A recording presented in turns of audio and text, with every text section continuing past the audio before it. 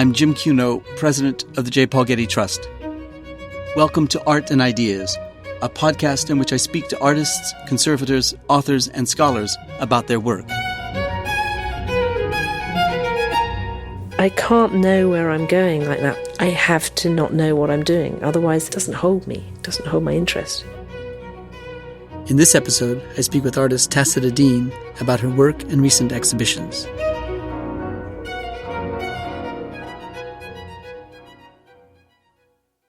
In 2018, the British artist Tacita Dean had 3 exhibitions in London at the National Portrait Gallery, the National Gallery of Art, and the Royal Academy of Arts.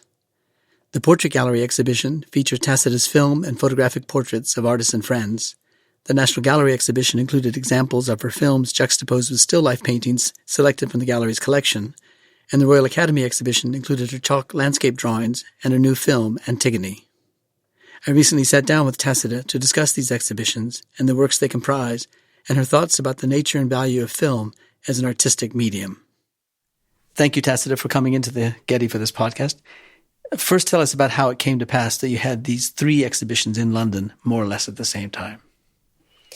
What happened was that I was invited to do an exhibition by the director of the National Portrait Gallery, Nicholas Cullinan, at the same time that Tim Marlowe, who was the senior curator or director of exhibitions at the Royal Academy, asked me. Did each know the other was asking you? No. So, because I had both of them asking me, and because they're both sort of unlikely institutions in a way for a contemporary artist to some extent, so I suggested to Nick about whether or not to collaborate between the 2 exhibitions, and they're both young and energetic to some extent as kind of curator directors, so they liked the idea. They at the same time did a joint purchase of my film Portraits of David Hockney that I filmed here in LA, which was their first collaboration and the first time. How was it they did a joint purchase? I didn't know the Royal Academy acquired. Because you're an RA, that is a Royal Academician, or just were they acquired generally? I don't know if they acquire just RAs or not, it's a good point, but they have a collection, they do, and so does the National Portrait Gallery. The Portrait Gallery had never had film before. I'm the first film person. Really? So it was their first collaborative to show a relationship across the 2 institutions. And even at that time, at the very beginning of this conversation about the 2 exhibitions, did you determine, of course, that portraits would be at the National Portrait Gallery? Well, no, the portraits was clearly going to be portraits. Yeah. And it was Nick Cullinan's idea, said, well, this is portraits. Why don't you do landscape at the Royal Academy? And why don't we ask the National Gallery to do still life? Because in a way I have works that fit into all 3 categories. But of course, to make an exhibition or 3 exhibitions about genre in this day and age is a sort of odd call. But it actually gave me the structure in which to make these 3 exhibitions, which were on paper possibly a bit megalomaniac. Yeah. They were intended, I guess, in the initial conversations to be on view at the same time, but Yes, the Royal Academy had to postpone because their building wasn't finished. Now, in your essay that opens the catalogue for the 3 exhibitions, because it's a single catalogue for the 3, you ruminate about a small watercolor by the early 20th century artist Paul Nash. Describe the watercolor for us and tell us why you chose it as the first image in the catalogue. Well, the watercolor was acquired by a friend of mine called Robin Vousden, who showed me a picture of it. It's called Cumulus Head. And he told me it was a portrait of his wife, Paul Nash's wife, Margaret Nash. It's clearly a head with curls, but it could also be a bust. You don't have a sense that it's alive. It could also, in that sense, be a still life. And then, of course, it's in a landscape of clouds.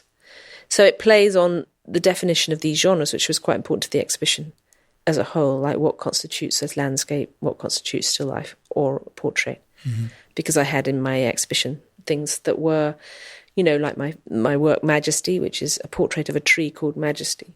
Mm-hmm. Is that a portrait or is that a landscape? It plays with these definitions, what really constitutes these genres in the 21st century.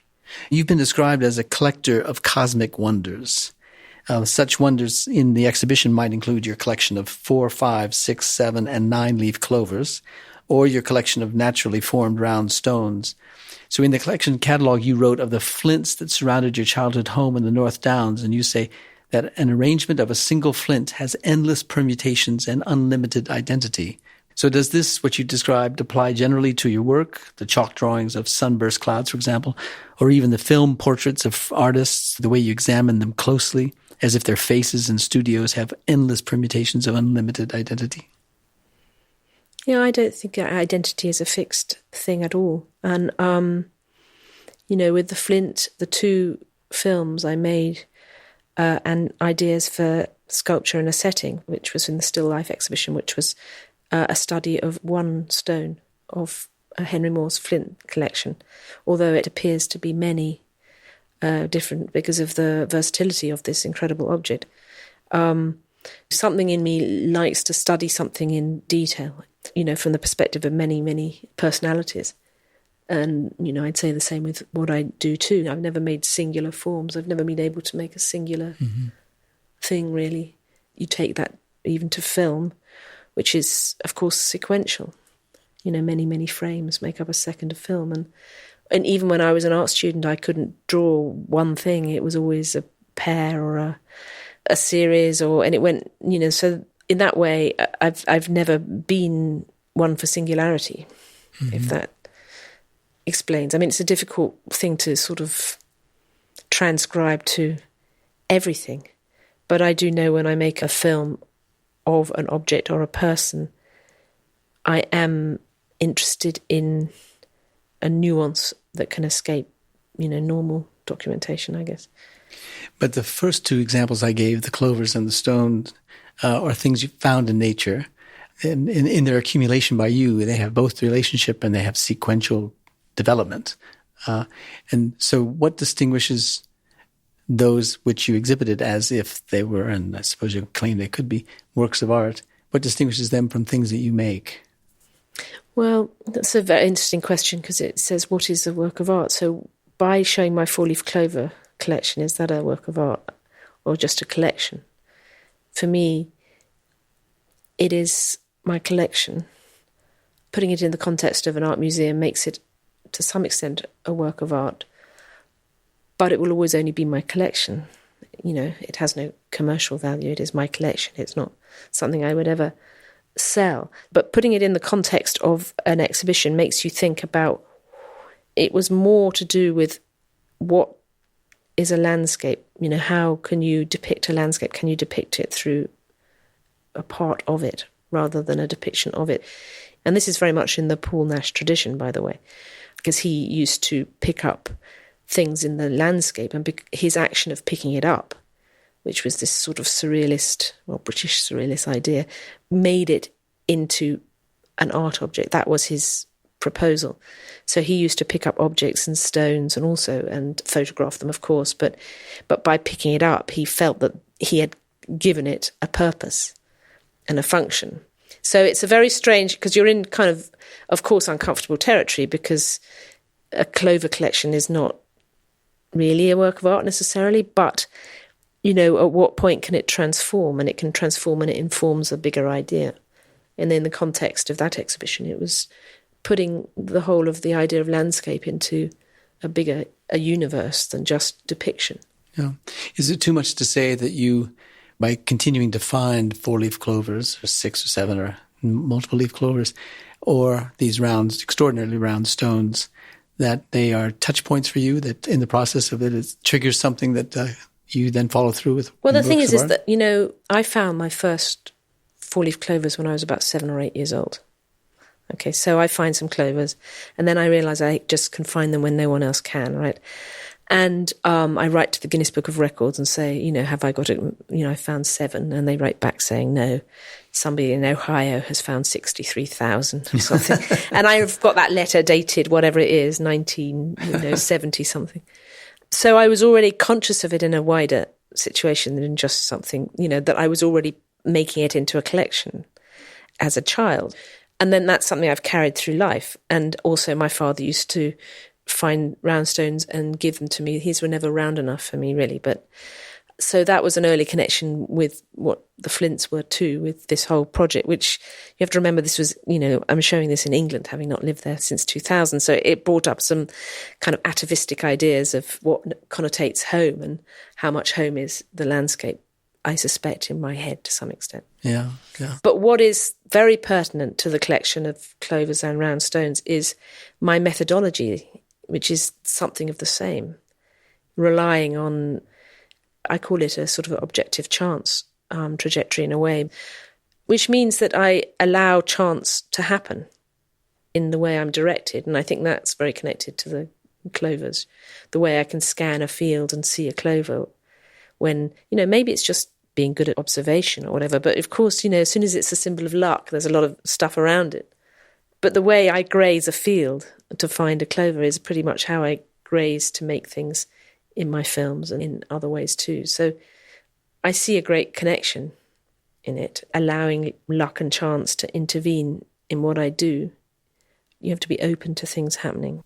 So you work in different mediums, film, photography, and drawing, for example. What determines the medium that you wish to work in any particular instance? I work on everything simultaneously. They've been parallel languages for me from the beginning. I mean, from the very beginning, I was making a film, I was doing a drawing, all simultaneously, which is why I'm not a filmmaker per se. I'm definitely an artist. Is the medium triggered by the subjects? Well, everything comes from a different place, and so I can't give you a generic answer to that. With Gaeta, which was the series of photographs I made of Cy Twombly's studio in Gaeta, which is in southern Italy, that was a photo essay. And it came about because I'm a huge fan of Cy Twombly's, and Dear Art Centre used to do these talks of artists talking about artists, mainly in their collection. And I asked to talk about Twombly, which was a surprise to everyone at the time. They thought I'd talk about Smithson. But because of their connection to Menil, they let me do it. And I remember that lecture was with total agony. I got completely lost, and and I couldn't bear to ever listen to it. But they gave a recording a bit down the line to Cy Twombly as a possibility for me writing a text for his show at Tate Modern some years later. Somehow, when I could write it, it was easier. It was when Cy turned 80, so there were a lot of shows. So it's just after they asked me at Tate, they asked me at Mumuk in Vienna, and I said I can't write twice, but I'd love to do a photo essay of his studio, and that's how it came about. So that first appeared in his catalogue for Mumuk. He selected the photos with me, and then much, much later, I was offered the Lars Siebercrane paper, which is how you go from a transparency to photographic paper. In Switzerland, it was this. So I bought this paper, and I decided that the work I always wanted to do was to make images of these slides I'd taken in Gaeta, and that made me think about making all the photographs in the way I did, which is what was shown at National Portrait Gallery. We should probably say that Gaeta is a place where Cy had a house and a studio, and where he accumulated a number of things that were meaningful to him in the same way that you accumulate stones and 40 clovers. He had a big stone collection. Oh, yeah. So there were a lot of stones in his studio. It was the most beautiful place. Yeah, very beautiful, yeah. What makes you make a filmed portrait? Well, again, every reason is different. With Mumuk, which is where I'd done the photo essay, in turn, I had my own exhibition there. And he'd forged a very close relationship with the curator there, Achim Hochdorfer. And so I was working with Achim on my own exhibition. And he suggested, people always give me some suggestions. I don't always take them. But he suggested that maybe I try and go and meet Leo Steinberg to make a portrait. And I said my heart's desire was to film Cy. And so we accumulated this situation where I was going to film Cy in Lexington and then Leo. But then Leo he was 90 and trying to write his last work with the ultimate deadline, And so he only could give me an hour in the end. So that's why I ended up also filming Klaus Oldenburg, because he was also doing a show in Mumuk. And so it's just as simple as that. Achim phoned him and said, what about Klaus Oldenburg? And I met him, and I wasn't sure, because there usually has to be something there. And there was. And so I ended up filming Klaus Oldenburg for Manhattan Mouse Museum. But it took the whole day for me to get to the point where he lost his self-consciousness and started to just get lost in dusting his objects. And at that moment, I knew I had a film. But I'd filmed all day doing lots of other things. But the two works about Sy, the sequence of photographs, accumulation of photographs, and the film are quite similar in the sense that the film, he's restless, he's moving about things that he's accumulated, he's gathering things and reading them. Well, and no, the picking them most up. important thing about that is that I don't think there are many artists who can be watched working in the obvious way. So all these kind of films of artists working tend to be, I don't know. I mean, I can't do anything unselfconsciously if someone's watching me. You always feel like you're just playing the role at that point. So I think what's important about that film with Sy is that he just actually sits and he's working in another way. He's working, which I think is very, very important. He's working by doing nothing. He's doing more than David Hockney does in his film. He's doing less, I think. He's doing the same, in a way, in a different way. I mean, David is looking at his work when he smokes. You know, when he thinks, he smokes. When he paints, he doesn't smoke. I wanted to film him smoking, so the two were apart. With Sy, I really believe this very strongly. He was somebody who would just sit and think and accumulate in order to have this encounter. Mm-hmm. You know, his work is always a bit about encounter. One of the most beautiful filmed portraits in the exhibition at the National Portrait Gallery was the Michael Hamburger film, in which there's the sound of the wind blowing through the trees and the crispy autumn leaves that have a kind of bone-shaking, rattling sense about them, and how it was that he just looked and moved about this small, unkempt garden. Mm. Tell us about that and about him. Well, you asked where all these films come from. I was asked to be in an exhibition about Sebald. It was about East Anglia and Suffolk. It was about Rings of Saturn, that's where it's set. And in Rings of Saturn, the book, there's a whole chapter devoted to him turning up at Michael Hamburger's house. And I loved that book. And I'd read it many, many years before I was asked to do this exhibition. And it so happened that Michael, I remember having a conversation with Jane Hamlin, who runs my gallery in London. Years ago, she told me that Michael was her uncle. And so when I was asked to do this thing about Sebald, I immediately thought about Michael and that chapter, because it's a very powerful chapter in the book too. And she told me that Michael had collected apples. You see, another collector. Mm-hmm, mm-hmm. And it was one of those things, because, you see, I don't have any preconceived ideas of what I'm going to do. So when I turned up with Michael, you know, we did talk a lot about Sebald. And it was only in the editing that I realised I needed to make the film all about apples. That wasn't the idea initially. He was talking about his friend Max Sebald and blah, blah, blah. And then he was in his orchard and then his apple store. And the film developed out of the fact that I just thought that there's something so profound in this poet who calls himself so clearly a British poet with such a strong German accent, dealing with all these apples that came from elsewhere and what constitutes a British apple. And I just thought it was a beautiful analogy, really, not only to Sebaldian ideas, but also about Michael. And then I was, you know, blessed in the sense that it had this incredible wind the day that I filmed, and the rain and the rainbow. I mean, I didn't wait for months for a rainbow. It was just the day that I filmed, and the wind was like, you know, what I always think was blow-up wind. Mm-hmm. And the thing about Michael's house is that it was literally one room deep. It was a series of cottages that were joined. So, you know, you got such a sense of the outside encroaching the inside, even to the extent that it sort of literally is. So it took on this kind of beautiful quality, I think.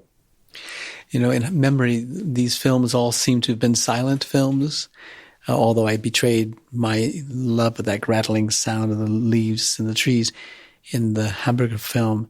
But there is, of course, a great film portrait of Merce Cunningham performing 4 minutes, 33 seconds, which is silent in the sense that there's no instrument playing, but it's the sound that fills the rooms around him. And David Hockney, of course, he's sitting as you describe him. You hear the sound of the inhale and exhale of smoke as he's smoking. You're conscious, obviously, of the silence and the presence of sounds that you don't need to write them into the script. They're there. Well, my name means silence. I think I've always been very drawn to silence. John Cage said silence is the sound of traffic.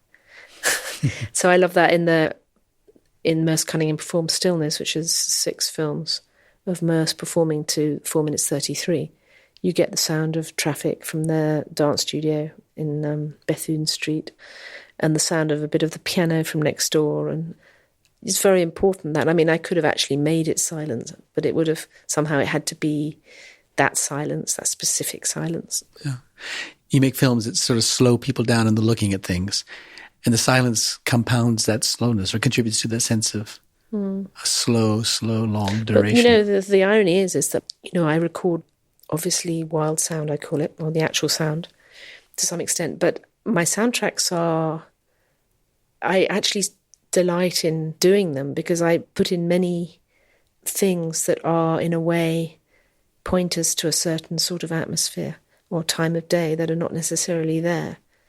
So, you know, like a dog barking, or a sort of kind of a lazy kind of bike in the distance. And I mean, there are actually some things that I add to... I never knew that.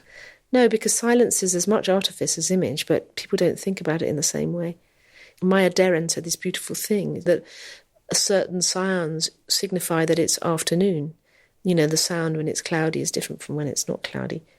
Sound is incredibly powerful, perhaps more powerful, because the atmosphere you're thinking is very much donated by the sound. You know, the wind in the trees, of Michael Hamburger, you know, that sense of kind of slightly rotting England. A lot of that is in the sound, actually. In the making of that film and the other films, how do you add the sound to it? When do you add that in the process? Well, I mean, the thing is that often I have to go to artifice to create the reality. Because, all right, so I shoot on film, photochemical film on negative. Often the cameras are noisy things. So I record sound digitally. You know, I'm not afraid to use digital as a tool. But then when I cut my films, I put the sound back into analog. I make 35mm magnetic track, especially if there's any voice, so that I can cut on a cutting table. And then once I've cut it, it gets fed back into a digital format, and I cut the whole thing and then add all the sounds and work with a sound guy in London who I've been working with since he was a boy, actually. Great guy. And James Harrison. And then it goes back into analog. It's really complicated. They're very, very lovingly made in that way. The attention to detail is enormous. Well, let's get to the length of your films. The Hockney is 16 minutes long. The Hamburger's 28 minutes long. The Twombly's 29.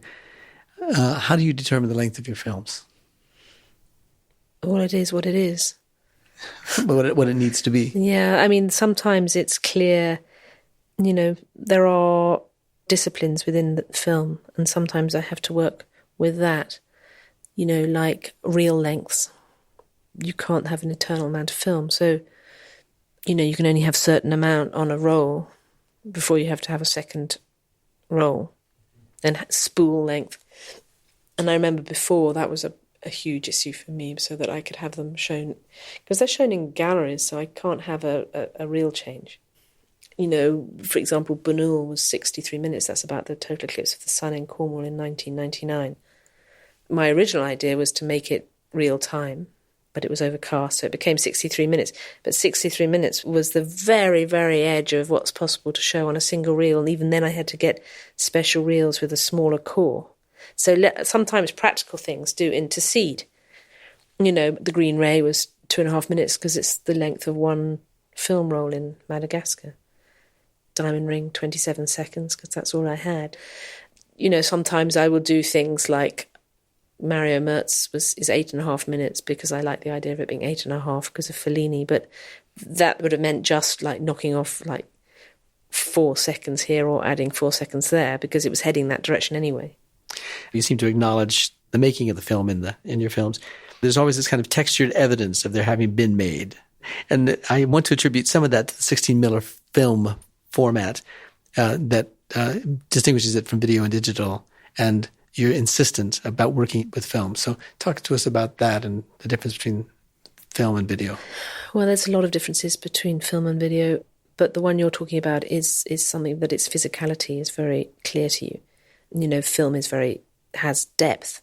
It's literally a physical surface with several layers of emulsion on it, which means that it is quantifiably a physical thing, material thing, which is very, very important to me. Beyond what it looks like is that it's made utterly differently.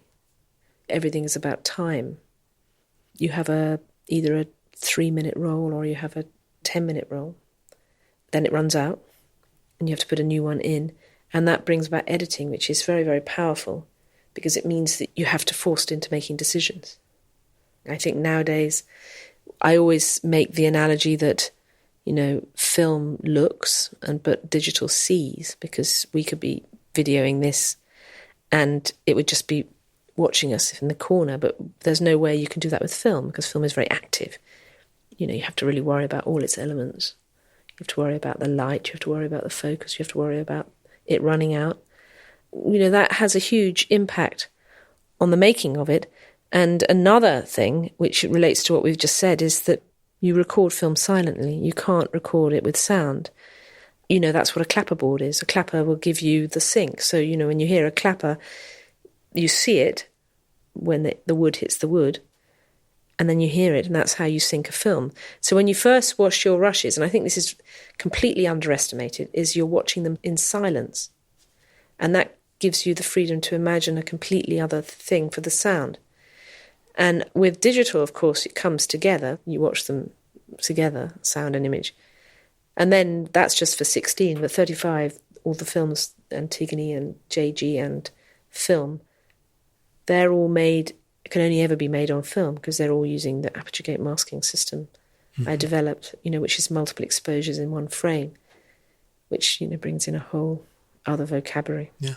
What is optical sound, which you used in the Twombly film? Well, no, all my films with sound are optical because, funnily enough, and this is very beautiful, but sound on film is read by a light bulb, an optical head light bulb, as opposed to a sound head, like a magnetic track. So it's actually read by light. Sound is read by light in film. You distinguish between mediums and media. Tell us about that. Well, I mean, I've realised that the future of film has, in a way, become quite a semantic issue because the language is being bastardised. So in order to kind of fight back and keep some of the language, yes, the correct word for medium, artists use mediums, and the plural in Latin is media, of course. You know, so it's always been media. But that word now no longer has any power in relation to artistic mediums. It's lost it because media is the media, of course, the press, but it's also digital media. So in order to retain the power of the materiality of artistic mediums, I'm pluralizing it. And it began with Rosalind Krauss, actually, as your whole movement. It gives back power to artistic language because media doesn't mean anything anymore to artists. Mediums, if I say I have two mediums, you understand me. But media somehow has lost its focus. In a way, it's a kind of claiming back language this way too, not just, is it going in the other direction? It's more powerful to say mediums, I think, now. And I think I'm not alone. Many people think this now. Mm-hmm. You insist on using and fighting for the availability of photochemical film. Tell us about that. Well, I mean, you know, the eclipse of film, to use that word rather than demise, came about super rapidly. So I was asked to do the Turbine Hall exhibition at Tate Modern in 2011. And at the beginning of the year, I had the show in Mumuk where I was making, I'd made my film about Psy, which was Edwin Parker, and Manhattan Mouse Museum, which was about Klaus Oldenburg, and GDGDA, which was about Julie Merritt. And so those three films were in my lab in London, which was Soho Film Lab. I lived in Berlin. I arrived in London, got on the tube, and I had a phone call from the lab manager saying, we've been closed down. That's it. They're closing it down forthwith now. A friend called it medium eviction overnight. It was really like that. So he went out on a limb to get these films finished in that 48-hour period. I mean, when it was already closing, we had to do a mad scram to get all my negatives out of there, and other artists. I mean, this lab furnished artists negatives from all over the world. It was amazing. So it was a profound panic. And anyway, and this was in February 2011, I wrote an article for The Guardian about it. This was the threat to 16mm at this point. Then I had to go to the opening of my show in Vienna, and I remember it very, very clearly, because I remember having a total panic attack about what I was going to do for the Turbine Hall, which is very public and very big. And then at that point, because of what happened with the lab, and I realised I had to make it about film. You know, why it's so important to keep film as a medium available to artists and filmmakers, and history, and, you know, and also members of the public, because it's, you know, think what's been made on film. So anyway, I ended up making film in Turbine Hall, and also making this book, which has got 81 people writing about the importance of film in the analog age. And by the time that opened in October 2011, we had a big event for the British film industry in the Turbine Hall in February 2012. By that point, it wasn't just 16; it was all film was facing eradication. And then I started SaveFilm.org and got involved with Guillermo Navarro, who's an Oscar-winning DP, and he was trying to get UNESCO to recognise it as a cultural heritage thing. And I basically gave over my whole year to trying to save film at that point. And then I came to Getty, and I remember telling you, sitting next to you in Berlin, actually, was because I needed to bring this argument to Hollywood, to the industry. And that's when I met Christopher Nolan, and that's when we did this event here, Reframing the Future of the Film, which was unbelievably important, actually, in history. I mean, people talk about the Getty event now as this sort of moment, because it was the first time we brought all users of film around one table, which meant entertainment and industry, as well as art, as well as preservation, and most importantly at this point, the CEO of Kodak, because they were the only makers of colour negative in the world at this point. And he got up on stage here, in this very building, and said, you know, we're all in for film. And because everyone thought that Kodak was bankrupt and they were going to give up, and they were going to give up, very, very close to the edge we were. But now they're back on track, and many of the best films that you're seeing are made on film, and we still have a problem persuading people to project on film. But we've definitely come back from the brink. And that language, which was so pervasive and aggressive, which was an either or, we had to choose digital or film, that's sort of dissipated. And so beautiful things have happened. Kodak now call it a medium. And that came from art, you know, that came from me in a way, because I said it's not a technology, it's a medium. And if you say it's a medium, mediums don't go obsolete. That's what I mean about it being semantic. You re-empower the language. We had to take it out of that technological language and say, actually, it's a medium, because for me, it is a medium. In art, we understand it. So by giving the language of our world to people like Chris in the industry, you know, using words like medium specificity, and just trying to bring that back into works of art made on film is very, very important. You know, nobody can show my work digitally under any circumstances. And I've had to weather that. I've had to be dropped from many exhibitions because of that.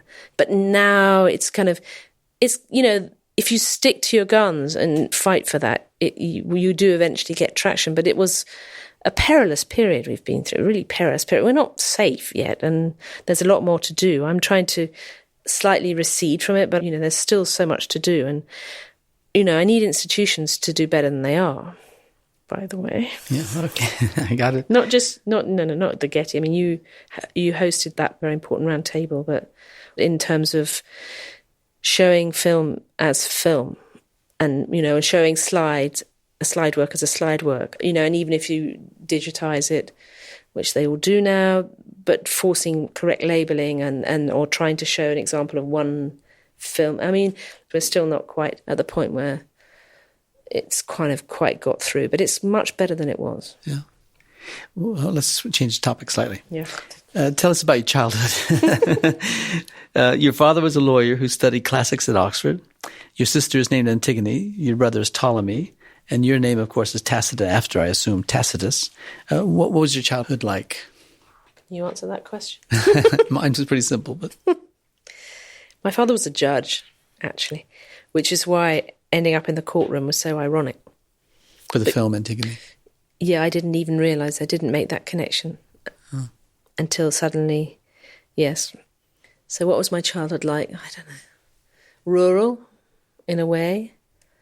I mean, when you're inside of it, you don't know, but the BBC just made this programme about me, and they spoke to people, and they spoke to my sister, and I think...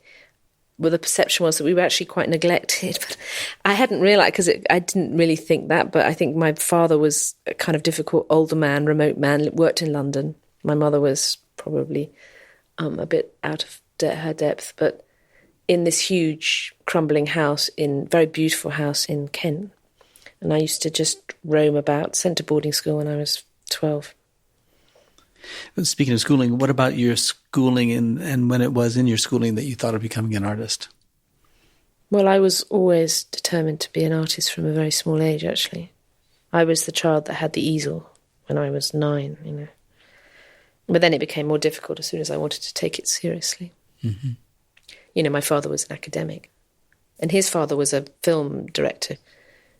That's what he understood as what film was, actually, was more like him than... Were you able to, in art school, pursue any medium? Well, I was a painter. No. And paintings, I wasn't a painter. I mean, that was the point. I mean, I was in the painting department, and I had in my biography trained as a painter. I mean, it didn't mean anything. There was no training. I was in painting departments in undergraduate and postgraduate, and I was a deviant. I couldn't make canvases. I couldn't do all that. So I was always the badly behaved painting department student. To the point that in the Slade, I had to say to get in that I would never make a film or anything like that. They said this to me now. So can we be assured that if you elect you into the painting department, you will not make any, you know? I said yes, lied. And then the painting department was moved to the old Woburn Institute galleries in Woburn Square, the old Court Art Institute galleries, actually, above the Warburg. And they were on the 5th floor with these Hessian walls. And I found that quite difficult. So in my second year, I actually moved to the ticket office. So I cut myself off, which was one of the nicest places I've ever worked in my life. On the ground floor, you mean? Yes. Yeah. So everyone used to pass me when they came in to go in the lift. And I used to go to the media department quite a lot. It was called media department then. Yeah. When did you move to Berlin, and why did you move to Berlin? I had a DAAD in 2000 and just stayed. That's a grant or fellowship. Yeah, the Deutsche Akademie, whatever. Was there something about the life in the city that attracted you? Yeah, it was amazing. It kept you there? You know, the city was making itself. It was very unformed. It was very cheap. No institutions that really functioned, actually. I love being European, which I still love being, sadly. I call myself British European. I made them write this in the press releases for these shows, not that it made much difference. It was radical. There was just like more time in the day in Berlin. It was quite strong. And also it was partly because I didn't need the context of London to feed me, because I was an outsider of it. So it was easy for me to just go and live in Berlin. And there were so many different things happening. I met a great printer. I met a great publisher. I met all these people that became important to me. So 3 years before then, in 1997, you were invited to Sundance Institute's Feature Film Lab program, and you went, and there you met such venerable screenwriters as Frank Pearson of Dog Day Afternoon and Stuart Stern of Rebel Without a Cause. And I'm raising this because I want us to talk about Antigone, your film. And what was it like talking with those screenwriters about films and screenwriting? And did that experience lead to the scripted and literary film Antigone? Was Antigone a departure for you in terms of the importance of the script in the film? Well, I mean, completely and utterly. For a start, I just had an exhibition in Philadelphia.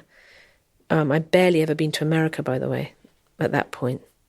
So 98 was my exhibition. So I was working on this exhibition with this director in Philadelphia, and he was asked by Ken Brecker, because he asked Patrick Murphy if he knew any artists, because they wanted to widen their, in Sundance, he'd just taken over being the, whatever his title was in Sundance.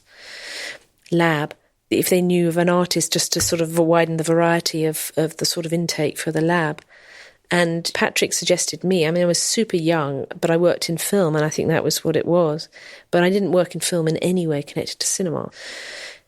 I suddenly got this fax saying, did I want to go to Sundance to make a feature film? Or did I have an idea for a feature? I didn't. I never thought in that direction whatsoever. But of course, an exciting thing to get at, that age. So they said, well, can you come up with a script idea, over the weekend? Because I think it was quite late. And I literally just thought Antigone, this thing that had just been obviously preoccupying me for probably since birth, which is my sister's name, as you said, but this bit between the end of Oedipus Rex and the beginning of Oedipus at Colonus, where Antigone and Oedipus disappear into the wilderness for an amount of time which is unknown before they reappear at the beginning of the next play. He's blind, of course, and lame. Even when I was at Falmouth, I'd been doing Antigone and Oedipus drawing. So there's just fascination with the name and then learning what that was, what it meant, that story, her name. She's my older sister. So I wrote that, and I wrote this whole thing. I just literally one side of paper. And they took me. And I was just catapulted into a whole glamorous world of cinema and these amazing, amazing people that I spoke to, incredible people who sort of had the sensitivity to realise I was an anomaly. And I had these incredible talks, and the one I remembered without recourse to any notes that I'd never forgotten was with Stuart Stern. And the whole idea of, why did it take so long? And the whole idea of forgetting. And it just stuck with me.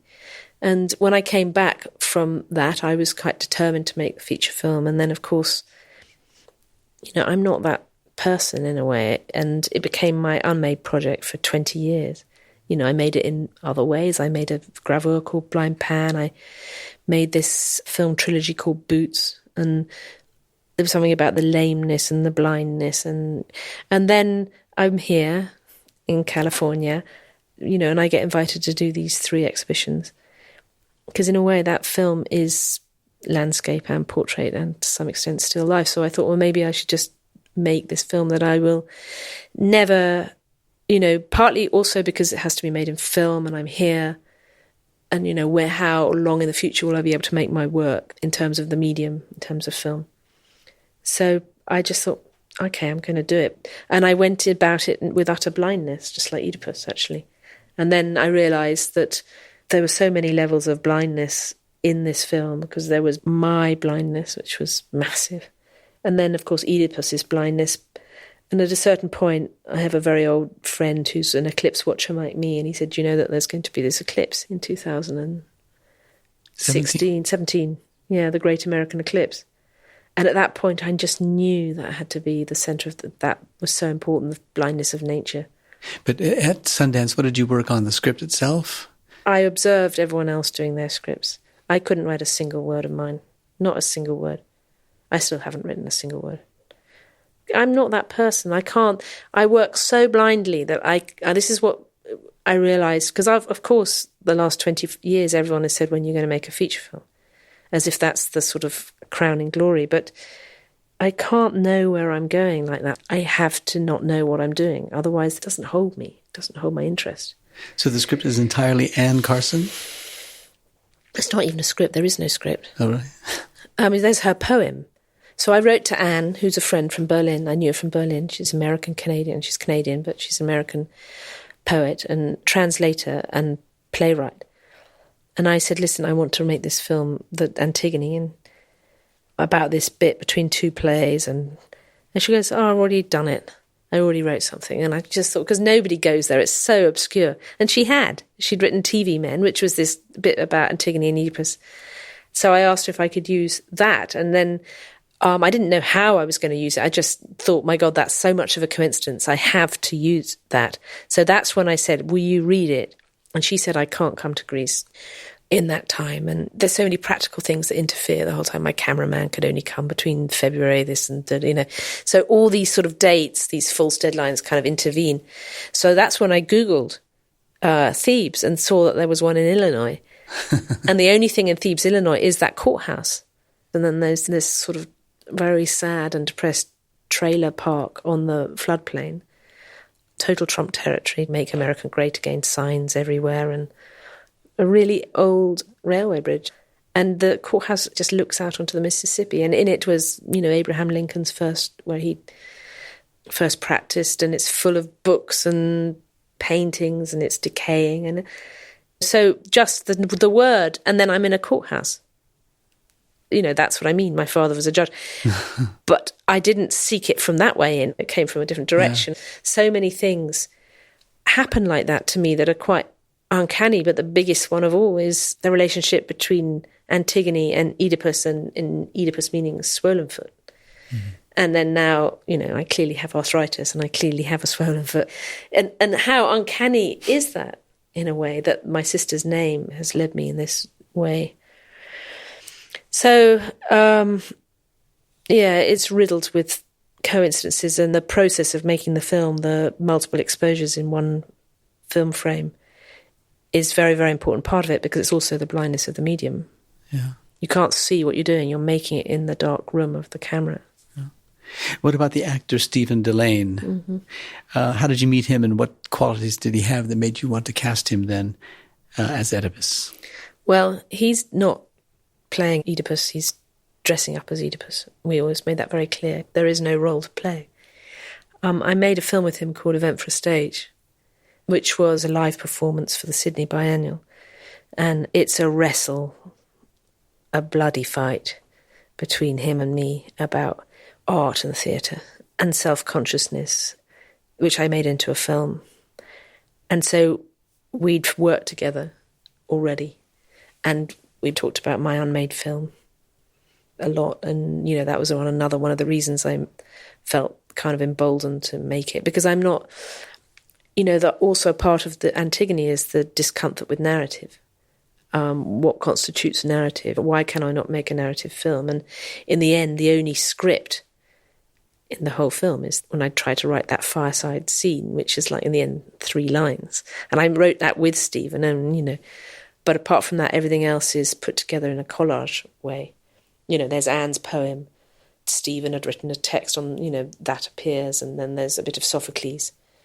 And then there's this conversation in a roll of film, which is Stephen dressing up as Oedipus, asking questions on one side of the film, which is filmed in Cornwall, England, and then, the film put back in the can, and the can carried all the way to Thebes, and where Anne answers the questions on the other side of the film frame. And it's all done with us sort of trying to time it correctly, but film is inexact, there's no time code, of course. So there's a strange kind of uncanny gap between the question and, he's blind, she's not. So it sort of works, and it kind of works in a very interesting way, in a way that you probably couldn't do if you did it deliberately. Because for me, it's all about the non-deliberate act, to some extent, film, and, the way the medium takes you in a direction that you don't always direct, that the artist doesn't always direct. And Francis Bacon talks a lot about that, actually, about the paint will guide you, and it will take you in a way you did not know, you wouldn't have consciously known how to do. And then you suddenly realise it's doing it better than you. And it's a sort of surrender that I think artists rely on quite a lot with their medium, and that is definitely the case with film. And then the final part, which is in the courtroom scene, which was just such a unknown, terrifying thing, was that I had Stephen and Anne there for a day together in Thebes, and I had the courtroom, and I had no idea what to do. And then I had these masks, which I hadn't, these strange masking in the gate, which is like a diagonal or a parabola. And so we just stuck the masks in, and I tried to get them to talk about the ideas behind Antigone. And that whole day was absolute torture for everybody, I think. It was freezing cold. And I really thought it was nothing was going to come of it, and it was extremely extravagant waste. But in the end, it's fascinating what did come from it, because, of course, you're filming, you don't know what part you're filming, because your camera looks like a camera, but it turns out you're just filming somebody's legs, or whatever, or bits of conversation. If you have a kind of free-moving conversation and you don't know what's being filmed and what's not, what happens is a cementing of action that's happened inside the camera that you cannot anticipate. And it's amazing what that gives. At the same time, it can produce terrible things, and most of it was cutting room floor, but the synchronicity from one part of the film frame and the other part. I mean, you have to remember, this is probably blows everyone's mind because they don't quite understand it, but you have a piece of film and you have a lens, and the light goes through the lens and it goes through an aperture, which is a window, which is what makes the film frame, and 24 times a second makes a film strip. If you put stenciling inside that aperture, which is what I do, it means I can film the top left-hand triangle, blocking out the other part of the film frame with a stencil, and then rewind in darkness and then film the other bit. But you don't know what's on the other bit at all. It's an unknowable connection. And the whole film is made that way. Antigone, I got much more miracle than disaster. Often you get more disaster than miracle. We're getting better at it. Yeah. The film ended up precisely an hour long. Well, I've made it 1 hour long because it's actually 56 minutes. And then I cut in 4 minutes of black and a false Academy leader. Academy leader is the countdown with film, which goes, 12 with a pop on 3. Boop. There's a thing called the China Girl on the Academy leader, which is usually a woman with a colour bar, which you won't see normally when you watch cinema partly because you're very unlikely to be watching prints anymore. But were you watching a print, it was a way of the lab testing to see the colour was, working. And she was called the China Girl. And because my sister's not in the film, I decided to make her the China Girl. So I had these Academy leaders made at Photochem with my sister as the China Girl. So she is in the film. And then black. And the reason it's black is that the two films are synced to the frame, and we managed to find some amazing young guy, he's 20, who managed to sync the two film projectors to the frame. That means that no one goes near it, because mechanically you can't sync it to the frame every time you lace it up. It's impossible. So I had to make it completely automated. So I have two film projectors, and it's CinemaScope as well.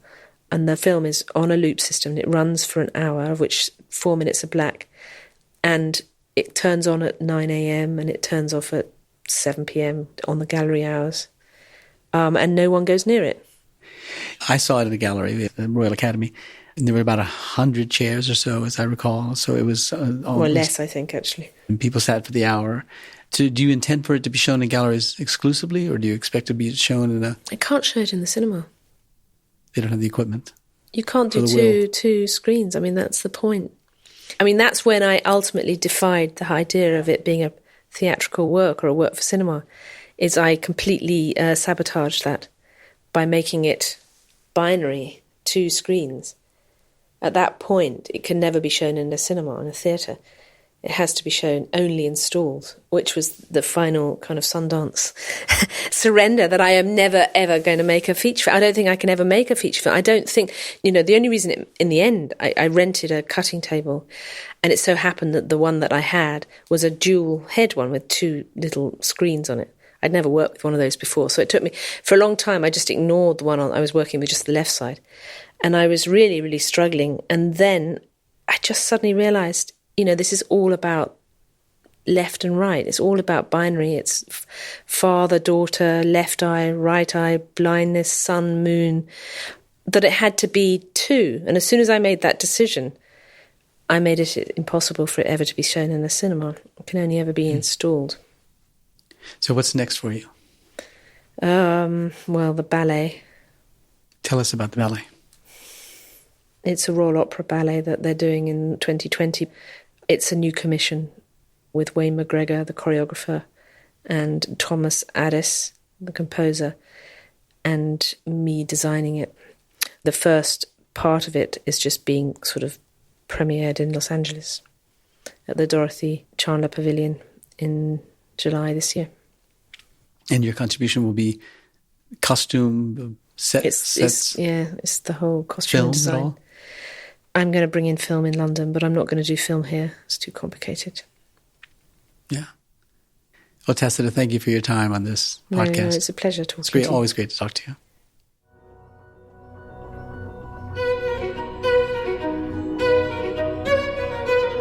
Our theme music comes from the Dharma at Big Sur, composed by John Adams for the opening of the Walt Disney Concert Hall in Los Angeles in 2003. It is licensed with permission from Hendon Music. Look for new episodes of Art and Ideas every other Wednesday. Subscribe on Apple Podcasts or Google Play Music. For photos, transcripts, and other resources, visit getty.edu/podcasts. Thanks for listening.